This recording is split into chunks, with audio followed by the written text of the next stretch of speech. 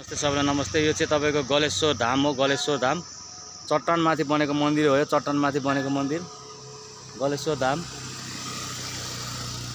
पर देखिएको बेनी बजार।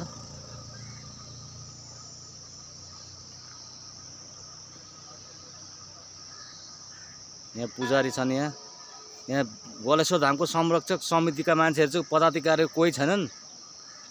यसो सहयोग माग्नु खोजेको, सहयोग यिनीहरूले सहयोग गरेन। मलाई संरक्षक समितिको मान्छेले सब चोरे चोर डाका रहेछन्। यो हिन्दू धर्म त्यतिकै मासेको होइन नि, सबै चोरे चोर डाका छ।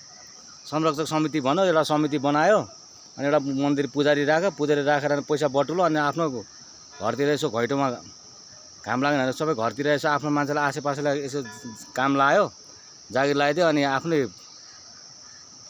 पेट पाल्ने खालका रहेछन्। यो संरक्षक समितिको गलेश्वर धामको संरक्षक समितिको मान्छेहरू चाहिँ त्यस्ता छन् है हजुर। यसो हेर्नु होला, मैले पत्तो लाएर मैले मिडिया मार्फत हालिदिएको हो।